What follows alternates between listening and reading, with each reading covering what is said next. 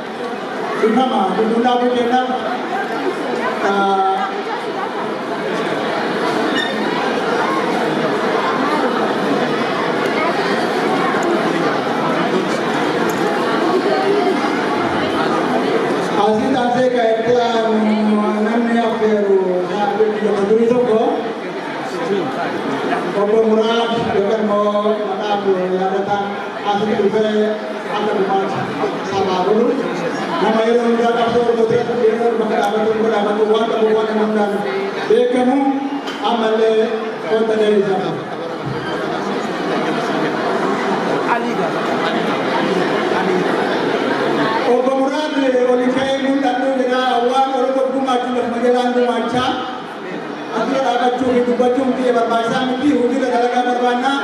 Kuma kan gumaachee jira. Qaamni gumaachee jira. Amine galatoomni obbo Muraad galanni kan kee bilisummaa haa ta'u jennaani koree bira haadha qabee dubbiini.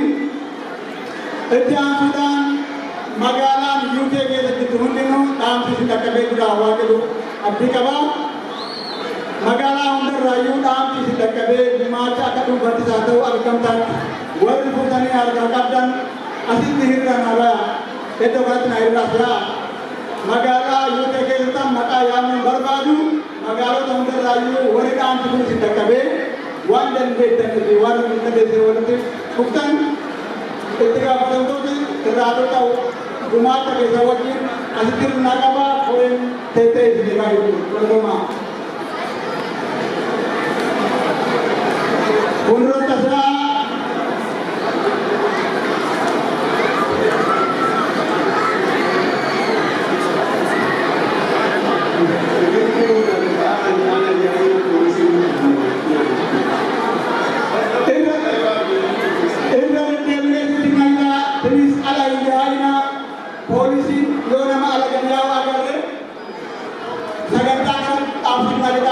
polisi sagantaa kana takka takka barbaadu hin barbaaddan nama barbaadu. Jadi sekarang ala kerja haina ya orang kerja itu pada ala kerja mereka. Yo nama kerja awalnya polisi sagantaa apa yang itu mungkin agak jadi polisi itu orang itu musina sagantaa yang orang polisi na. Jadi salah waktu mereka rawan.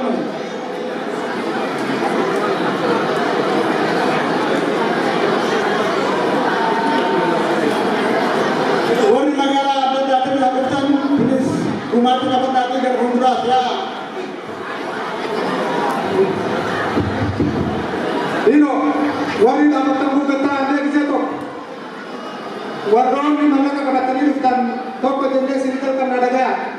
Kerro Manchester, Gumata Karnataka Kerro Manchester,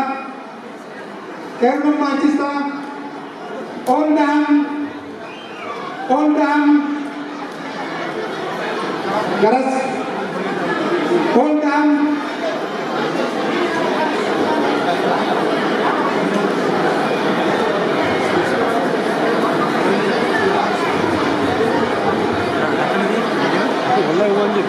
Akam naga bayar itu bundi kes kanu lagi na, gada ketu, segala walaupun mo gada hati kes, gada kes tadi. Kerro jirtu, dargaggoon jirtu, arna wanni asitti walitti dhufneef dhugama sabaaf qabnu Oromoof Oromiyaaf jenneeti duuba san dhaabannee haasa'uun kamara fincaanii seene haaseenu kun ammoo qalbii fi sammuu isaallee gara deebisee sagantaa kana yoo hordofe hedduu irraa gammannaa jechuudha. Kanatti haasuudhaan akkuma beekamu naannoo sagantaa OMN Bros Absoo Oromoo bifa garaagaraatiin beektu abbaan fedhee Oromoo hojjetu dura dhaabbataa ture akka Oromoo guutuutti jechuudha.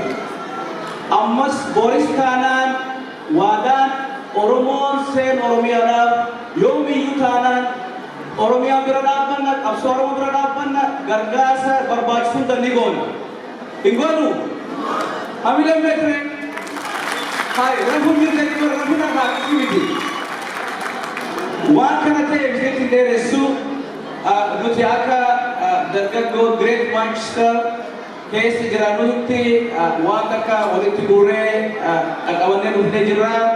Nama hedduullee bitii akka yaadatti arganne aga nama 46 moota keessaa gara 11 Manchester keessa gara Rochdale fi Central Manchester keessa nama muraasaa kun akka jiru Salfordi ammaaf nuti tuffatinaati paawundii 5,650 qabannee dhufnee jirra. Hamilee dhageessanii yoo isin hamilee qabaattanii sagantaa kana sirnaan naamusaan tasgabbiidhaan hordoftan kan ta'u taate bakka hedduurraa sagantaa bashannanaa gumaachi karaa horiitiin gumaachi karaa qabeetiin bifa beekumsaatiin as waan jiruuf qalbii keenya gamana deebisnee guyyaa har'aa kana wal dhageeffannee wajjin agarra. Maal jennaan dhaabachuu hin dhufne namni alatti hafee jira. Kanaafiyyuu please walaana eenyu hedduu galatoomna baay'ee bareedu jabaadhaa isin jira.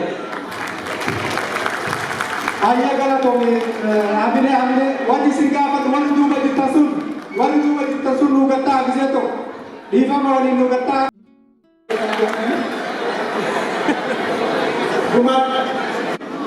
Hamile metre hai rafun jirte ni rafun apa activity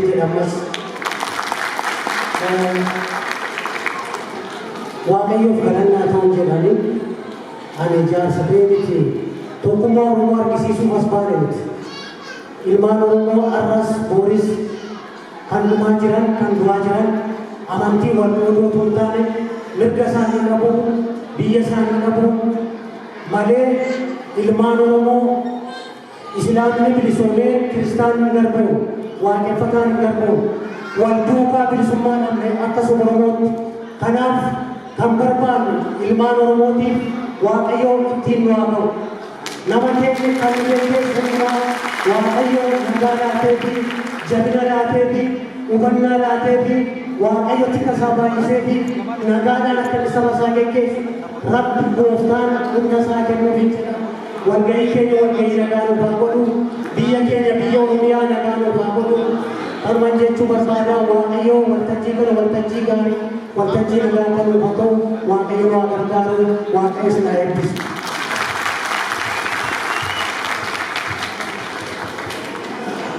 Yaa Waaqayyo samii kan uumte yaa Waaqayyo adeemsaan bilisummaa keenyaa yaa Waaqayyo ati bilisummaa nu gonfachiisi yaa Waaqayyo Waaqni hundumaa dandeessu yaa Waaqayyo ati saba keenya wajjin ta'e isa biyya keessa jirus isa biyya alaa jirus yaa Waaqayyo ati tissi nagaan jiraachisi saba koo yaa Waaqayyo ummata keenya bakka inni jirutti yaa Waaqayyo lubbuu isaattis eegi yaa Waaqayyo ati hundumaa dandeessa waan ati dadhabde jiru yaa Waaqayyo diina saba keenya yaa Waaqayyo buqqisi kaasi lafa keenya yaa Waaqayyo yaa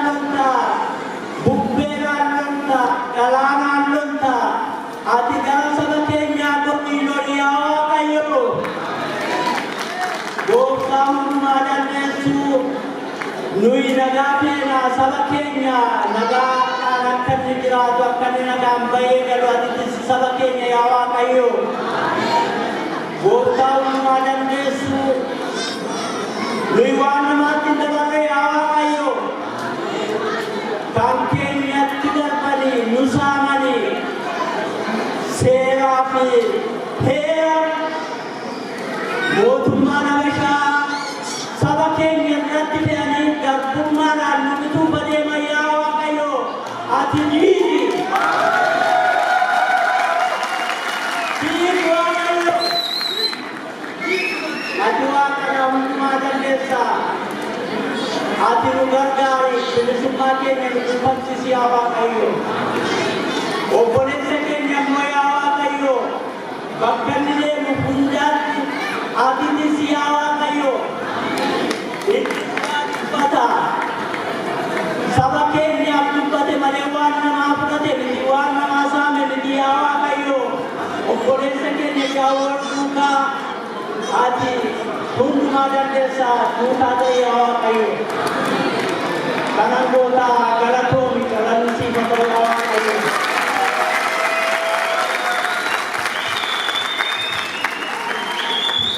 Ibadah ulama itu galatoma, itu yang berada di